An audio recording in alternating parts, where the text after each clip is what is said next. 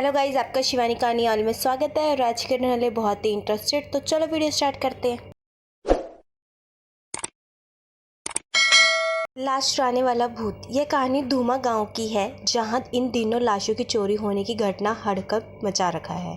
लाश चुराने वाला चोर दिखाई नहीं देता है, लेकिन लाश शमशान घाट की चिता से अपने आप उठकर भागने लगती है। यह देखकर अंतिम संस्कार में आए लोग आश्चर्यचकित रह जाते हैं।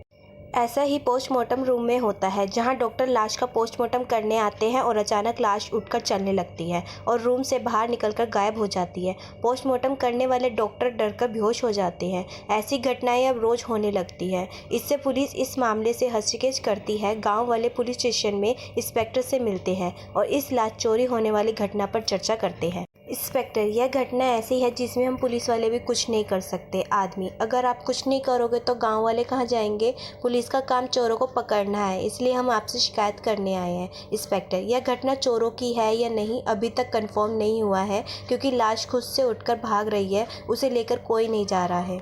आदमी, हो सकता है लाश को चुराने वाला कोई भूत हो और भूत अदृश्य होते हैं। लाश शमशान घाट और पोस्टमार्टम दोनों जगह से गायब हो रही है। इंस्पेक्टर, अगर हम उस लाश चुराने वाले भूत को चोर समझकर लेते हैं तो हम गांव के सभी शमशान घाट और पोस्टमार्टम रूम में पंडित और ओझा को बिठाना पड़ेगा। फिर मुझे एक ही काम करना पड़ेगा, गाँव के सभी शमशान घाट और पोस्टमार्टम रूम में लाशों के हाथ पे हथकड़ी और पाँव में बेड़ियाँ डालनी पड़ेगी। इससे लाश भाग नहीं पाएगी।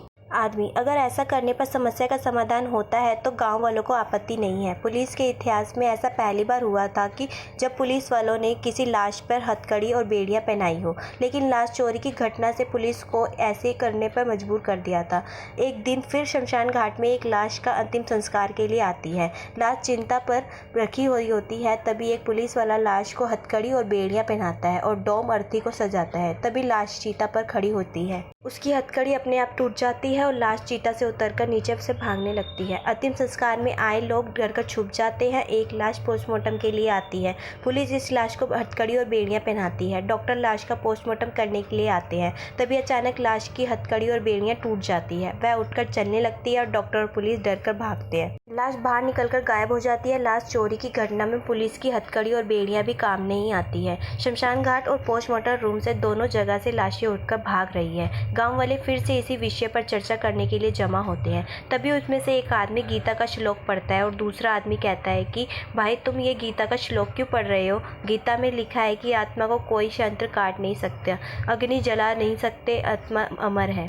आत्मा की तरह ये लाशें भी अमर है। जब पुलिस की हथकड़ी और बेड़ियां तोड़कर भाग रही हैं, अब पुलिस भी इसमें से क्या कर सकती है? हमारी समस्या का क्या होगा? अगर ये लाशें ऐसी ही भागती रहेगी तो इन लाशों को पकड़ना हमारे बस की बात नहीं है भाई। लेकिन हम लाशों को ऐसे छोड़ भी नहीं सकते, क्योंकि जिन लाशों का अंतिम संस्कार नहीं होता है वह भूत बन जाते हैं, और हम अपने गाँव वालों को भूत बनते हुए कैसे देखेंगे? गांव वाले अपने समझ के अनुसार अपने अपने विचार एक दूसरे के सामने रखते हैं। सबका एक ही उद्देश्य है कि इस समस्या का क्या समाधान निकले। सभी लोग इसी चिंता में गंभीर होते हैं। पुलिस भी इस गंभीरता से इस केस को सुलझाने में दिन रात एक कर देती है।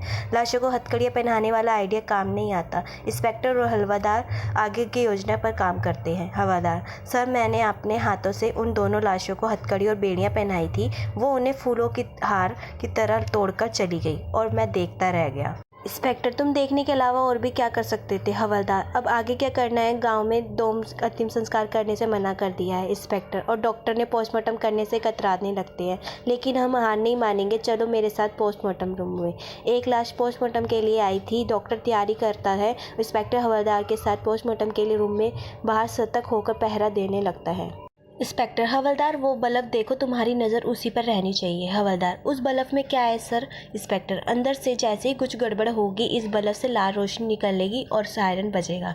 हवलदार, इसका मतलब आपने अपना जाल बिछा दिया है? इंस्पेक्टर, ऐसा ही समझो। इंस्पेक्टर और हवलदार किसी भी खतरे का सामना करने के लिए तैयार थे कि अचानक बल्ब जलता है और सायरन बजता है। इंस्पेक्टर और हवलदार तुरंत पोस्टमार्टम रूम में जाते हैं। इस बार पोस्टमार्टम टेबल पर कांच के बक्से में बंद है और उस कांच के बक्से के अंदर लाश रखी है और बगल में एक भूत बंद है जो बाहर निकलने के लिए फड़फड़ा रहा है। उसी रूम में डॉक्टर भी है। इंस्पेक्टर, थैंक यू डॉक्टर, आपकी योजना सफल रही। डॉक्टर: हाँ, वह यही भूत है जो लाशों की चोरी करता है। हवलदार: यह भूत लाशों की चोरी क्यों करेगा? इंस्पेक्टर: इसी भूत से पूछते हैं। हवलदार: यह तो कांच के बक्से में बंद है, आपकी बातों को कैसे सुनेगा? इंस्पेक्टर: इस कमरे में माइक लगा है, इसके टेबल में स्पीकर है, यह हमारी बात सुन सकता है। भूत: हाँ, मैं तुम्हारी बात सुन सकता हूँ। इंस्पेक्टर: बताओ, लाश चुराने वाले चोर तुम ही हो ना? भूत: हाँ, मैंने ही शमशान घाट और पोस्टमार्टम रूम से लाशें चुराई है। मैं इन लाशों को चुराकर अंतिम संस्कार से बचाता हूँ, क्योंकि अंतिम संस्कार के बाद किसी की भी आत्मा भूत नहीं बन पाती और मैं इन्हें भूत बनाना चाहता हूँ। इंस्पेक्टर: तुम इन आत्माओं को भूत क्यों बनाना चाहते हो? भूत: हम भूतों की संख्या कम हो रही है, इसलिए हम अपने समाज और बड़ा करना चाहते हैं। इंस्पेक्टर: अपने स्वार्थ के लिए दूसरों को भूत बनाना अधर्म है और अधर्म की सज़ा मौत होती है, तो तुम्हें भी इसी सज़ा मिलेगी।